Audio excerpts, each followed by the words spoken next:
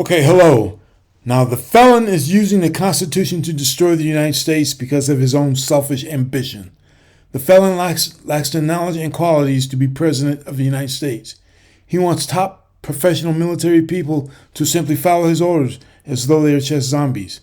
He's just a rich guy that happened to get into the White House, despite not having the ability or knowledge to perform the job. He's disrespectful of the senior military's knowledge and experience and wants to be a dictator. In this presentation, you will see multiple videos that I have found on the internet and combined into one. First, the retirement of General Milley, the senior military officer in the country. The second part, a conversation about the felon obsessing over being like Hitler.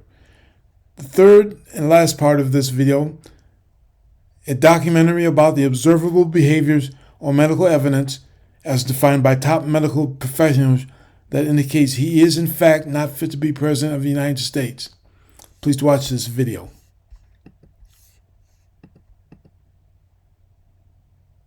The Secretary of the Army, the following general officer is retired. General Mark A. Milley.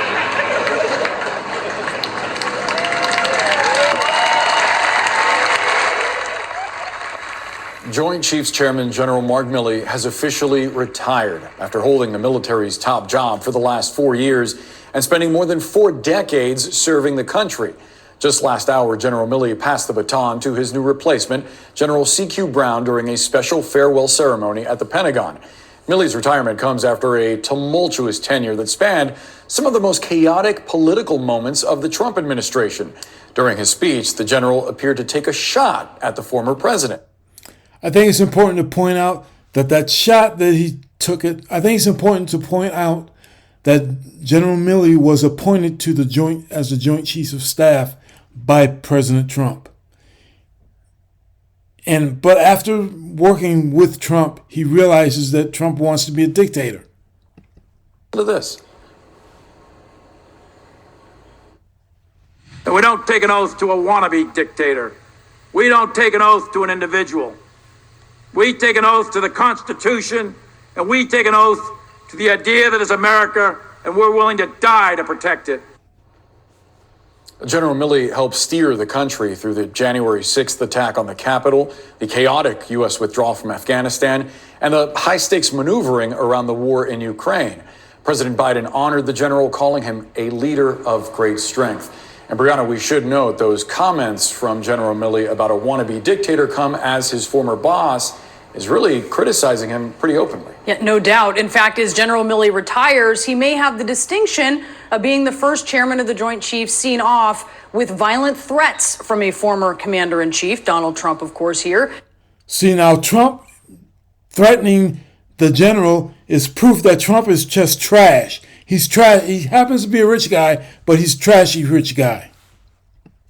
Milley telling 60 Minutes this weekend that he's had to take security measures to protect his family.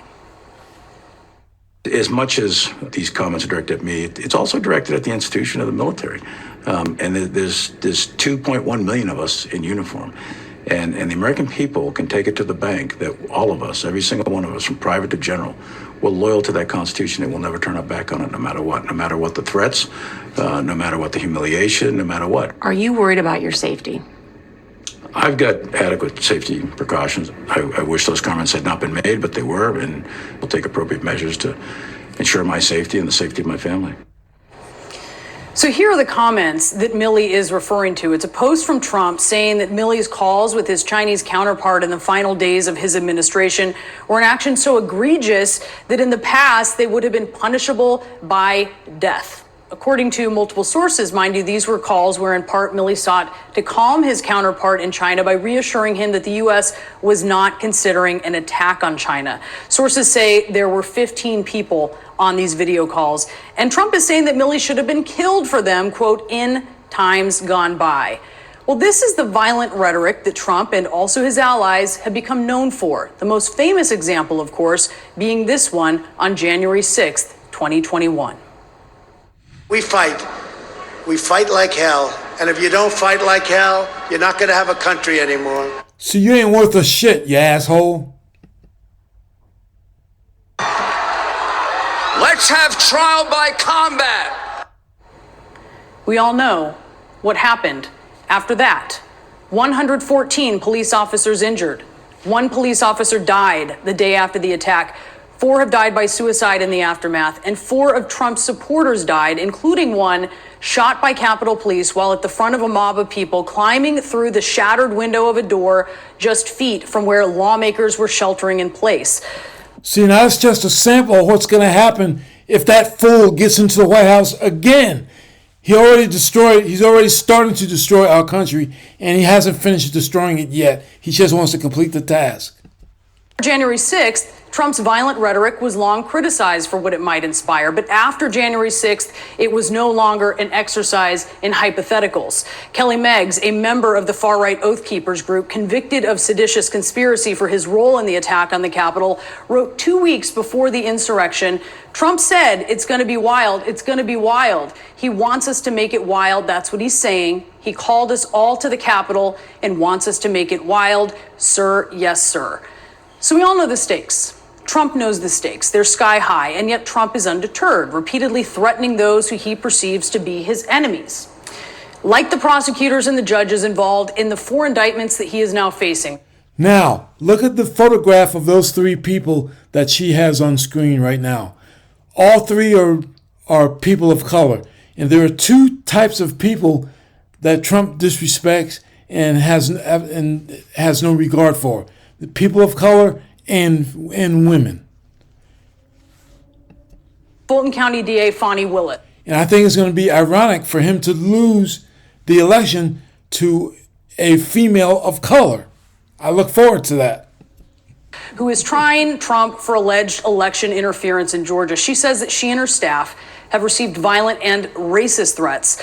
Judge Tanya Chutkin, presiding over Trump's federal election interference case, she has security because she's received death threats. And then there's Manhattan DA Alvin Bragg, who is trying Trump for his alleged hush money payments to an adult film star.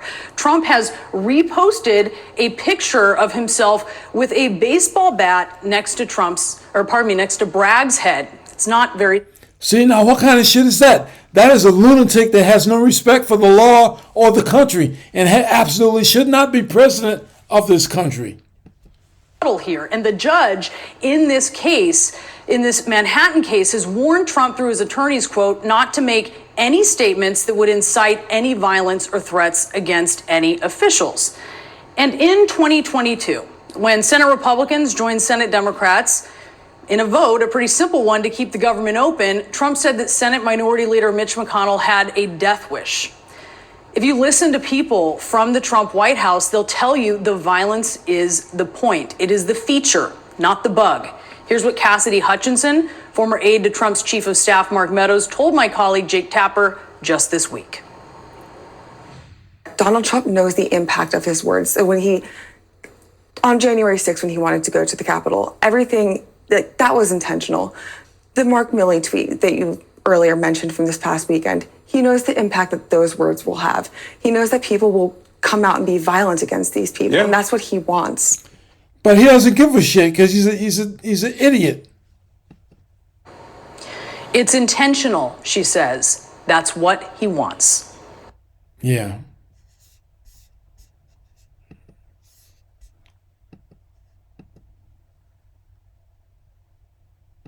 Let me read the section about Hitler that you allude to, Congressman. Quote, former generals who have worked for Donald Trump say that the sole military virtue he prizes is obedience. As his presidency drew to a close and in the years since, he has become more and more interested in the advantages of dictatorship and the absolute control over the military that he believes it would deliver. Quote, I need the kind of generals that Hitler had, Trump said in a private conversation in the White House, according to 2 people who heard him say that. People who were totally loyal to him, that follow orders. When you hear Trump's campaign rhetoric, what orders do you think he has in mind? Well, it's worth remembering that military officers also take an oath to the Constitution. And I do believe that the vast majority of them understand that their oath is to the Constitution of the United States, not to be obedient to anyone. And by the way, if you want to go back to World War II metaphors, any military officers who are wavering might read up on the story of the Nuremberg trials, in which I was just following orders was the kind of defense that led to the gallows. But look, we know what motivates Trump. It's absolutely nothing but self-aggrandizement. So in any given moment, whatever Trump thinks is in that moment, advantageous thing, he will order flag officers to do. And again, flag officers would be well reminded, and I don't think they need this reminder, that their oath is to the Constitution of the United States and to take care that the laws be faithfully executed, not to any one individual. Let me dig back into this reporting with you, Miles Taylor. This is a deeply reported story about the tragic murder of a member of the military, and Donald Trump's offered to pay for the funeral. Let me pick up the reporting where they are reporting out the process of the funeral bill showing up at the White House. Quote, according to a person close to Trump at the time, the president was agitated by McCarthy, the Secretary of the Army, Ryan McCarthy's comments. He blamed leadership failures at Fort Hood. Trump was agitated by that. He raised questions about the severity of the punishments dispensed to senior officers and non-commissioned officers. In an Oval Office meeting on December 4th, 2020, officials gathered to discuss a separate national security issue. Toward the end of the discussion, Trump asked for an update on the McCarthy investigation. Christopher Miller, the acting Secretary of Defense, Trump had fired his predecessor, Mark Esper, 3 weeks earlier. Writing in a tweet, Mark Esper has been terminated, was in attendance, along with Miller's chief of staff, Kash Patel. At a certain point, according to two people present at the meeting, Trump asked, quote, did they bill us for the funeral? What did it cost? According to attendees and to contemporaneous notes of the meeting taken by a participant, an aide answered, yes, we received a bill. The funeral cost $60,000. Trump became angry. It doesn't cost $60,000 to bury a bleeping Mexican. He turned to his chief of staff. See, he doesn't have any respect or any regard for anybody who's not white. Mark Meadows, and issued an order, quote, don't pay it. Later that day, he was still agitated. Quote, can you believe it, he said, according to a witness, effing people trying to rip me off, end quote. Because you're an asshole. Miles, we've talked a lot for 4 years now about where the generals are. It appears between the Woodward book and Jeffrey Goldberg's new piece of reporting, they're right in front of us. Somehow, some of these stories about his disdain for the military are reaching the public through journalism. Well, and I would say, Nicole, there's some words you said a few times there that we should focus on. Contemporaneous notes. Now, I don't know who Jeffrey Goldberg's sources were, but the reason I don't doubt this reporting is I was one of those people taking contemporaneous notes in those meetings. And why? Because generals like Jim Mattis and John Kelly and Mark Milley went into those meetings. They told their aides like me, you need to document conversations with the president. Why? Not because they were looking to defy lawful orders, but because when you went into that Oval Office, you were worried you were going to get illegal orders or you were going to witness corruption. And it was happening so frequently that people were sitting in these meetings and writing word for word what the president was saying to make sure they got it right after the fact. That seems to be the case here. And the things that were said are not extraordinary. That's exactly what a meeting with Donald Trump sounds like, especially when it comes to members of the military. And I hate to say it, Nicole, but his disposition towards members of the military was that they were toy soldiers. And if they didn't comply with his orders, he didn't want them there. And that's why he fired or pushed aside so many defense and national security officials during his tenure, is that they weren't doing what he wanted to do when it came to nuclear conflicts or illegal orders to shoot people in the legs at the border, or to deem migrants as unlawful enemy combatants, as terrorists. Or again, Nicole, when I was there, he wanted to invoke the Insurrection Act to conduct activities that our lawyers thought would be illegal at the border. See, and again, I emphasize this, he is a rich guy who happened to get into the White House, even though he doesn't know what the hell he's doing. He's a madman trying on the loose, trying to get back into the White House again. We need to keep him out. That's the type of thing that will test the oaths of our service members if Donald Trump wins a second term. Miles, you worked for General John Kelly. He is quoted in Jeffrey Goldberg's new piece. Let me read from that section. Quote, in their book, The Divider, Donald Trump in the White House, Peter Baker and Susan Glasser report that Trump asked John Kelly, his chief of staff at the time, quote, why can't you be like the German generals? Trump at various points had grown frustrated with military officials he deemed disloyal and disobedient. Throughout the course of his presidency, Trump referred to flag officers as, quote, my generals. According to Baker and Glasser, Kelly explained to Trump that German generals tried to kill Hitler 3 times and almost pulled it off. This correction did not move Trump to reconsider his view. No. They were totally loyal to him, Trump responded. Quote, this week I asked John Kelly about their exchange. He told me that when Trump raised the subject of German generals, Kelly responded by asking, do you mean Bismarck's generals? He went on, I knew he didn't know who Bismarck was or about the Franco-Prussian War. I said, do you mean the Kaiser's generals? Surely you can't mean Hitler's generals. And he said, yeah, Hitler's generals. I explained to him that Rommel had to commit suicide after taking part in a plot against Hitler. Kelly told me Trump was not acquainted with Rommel.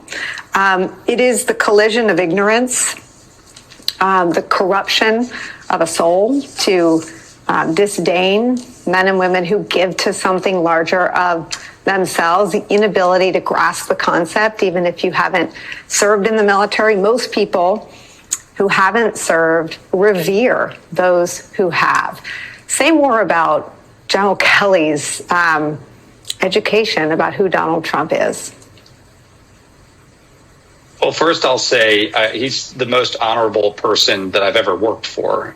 John Kelly has more integrity in his pinky finger than Donald Trump has in his whole body or has demonstrated in his entire career. And Kelly was very, very clear-eyed about who Donald Trump was. But he wasn't going to leave the administration after his first exposure to the man. He wanted to try to see if there was a way to keep that ship stable. Now, of course, we all know how that ended, as Trump in the end gets rid of anyone who tries to contain his worst impulses. But I think there was extraordinary alarm from the generals in what they saw in the president, and not just the immediacy of his impulsive behavior, but what that behavior looked like in the context of history. You don't have to listen to hyperbole about people saying Donald Trump looks like the dictators of the past. Look at his own language. Look at the language of his running mate. It's his running mate that called him America's Hitler. It's Donald Trump himself who has repeatedly lauded the worst dictator in the 20th century and compared his desires to that man. Take him at his word. That would be my exhortation to the American people as they go out to vote. Claire McCaskill, I'll read more from this brand new piece of reporting in The Atlantic. Quote, this wasn't the only time Kelly felt compelled to instruct Trump on military history. In 2018, Trump asked Kelly to explain who the good guys were in World War I. Kelly responded by explaining a simple rule. Presidents should, as a matter of politics and policy, remember that the good guys in any given conflict are the countries allied with the United States. Despite Trump's lack of historical knowledge, he had been on record as saying that he knew more than his generals did about warfare. He told 60 Minutes in 2008. Yeah, see, he doesn't know shit. That he knew more about NATO than James Mattis, his Secretary of Defense at the time, a retired 4-star Marine general who had served as a NATO official. Trump also said on a separate occasion that it was he, not Mattis, who had captured the Islamic State. Your reaction, Claire, to this reporting? Well, first, let me also say a word about John Kelly. I worked with John Kelly as the ranking member of the Homeland Security Committee when he was the Secretary of Homeland Security. I knew him before that as a member of the Armed Services Committee, as I knew Jim Mattis. These people don't lie, and they don't respect people who do. And I believe John Kelly went to work. That means he had absolutely zero respect for Trump, because all the felon does is lie. If he's not lying and his mouth is moving, then it's saying he's saying something stupid. It's either a lie or something stupid. Donald Trump, because he thought he was doing a service for his country. He thought he would protect the country from Trump's worst instincts. He left when when he realized he couldn't, especially when he grasped how much disdain Donald Trump had for the members of the military who served. And remember, John Kelly's son was killed in combat. So when John Kelly says this happened, I guarantee you it happened. Absolutely. And the other thing to remember about this is what they're doing in this Atlantic piece is with thorough reporting, they're pulling a thread from the very beginning when he shocked us all by looking down his nose at John McCain for being a prisoner of war, all the way through his presidency, when he would not embrace those who had been wounded in war, would not risk his hairdo for visiting those who had sacrificed, made the ultimate sacrifice for the world's freedom.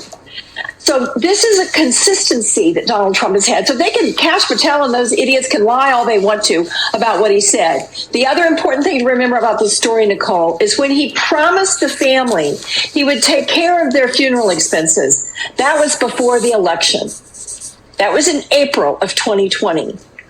When he said, I'm not going to pay to bury the effing Mexican, that was after he had lost in December. So people need to remember, he'll say anything before an election, but his real true character comes out after the election. And what? Okay, and now for the part where the medical professionals discuss the indicators, the evidence that Trump is not fit to be president. Look at those hands. Whatever you want. Grab them by the... I'm going to bomb the out of them. I like people that weren't captured, okay? In my 25 years as a documentary filmmaker, I've never felt it so urgent to put my efforts to a social cause. Until now.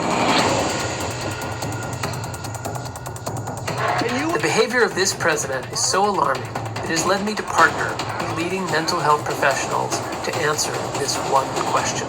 Is Donald Trump psychologically fit to be president? Mental health professionals rely on a textbook called the Diagnostic and Statistical Manual, or the DSM, to define psychological conditions and traits. The traits we see exhibited by this president are of grave concern. Very fine people on both sides. Listen to the following behaviors. A pervasive pattern of grandiosity, inflated sense of accomplishment, excessive need for admiration, boastfulness. I alone can fix it.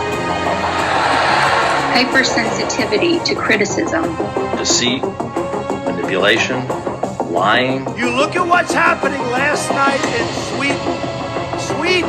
Aggressiveness, irresponsibility, impulsivity, a lack of remorse when hurting others. You gotta see this guy. I don't know what I said. I don't remember.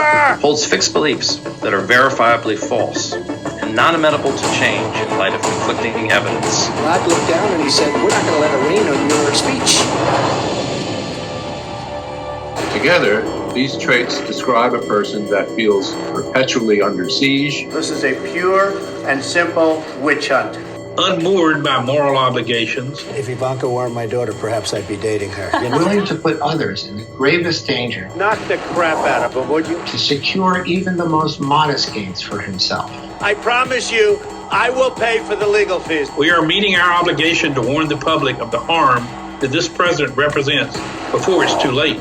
This is not about policy. This is not about breaking news. This is about the stability of one man with the power to send our troops to war. With fire and fury, the likes of which this world has never seen before.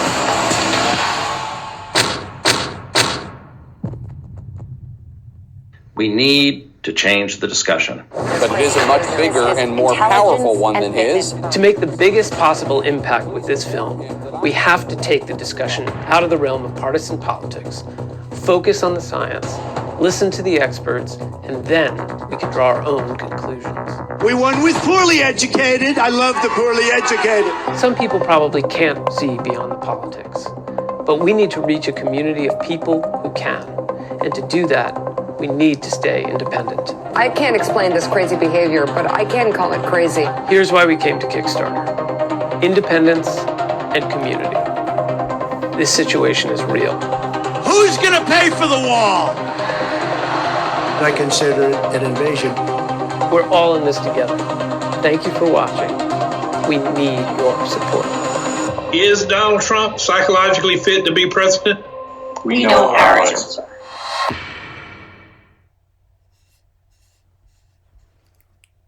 Thank you for watching.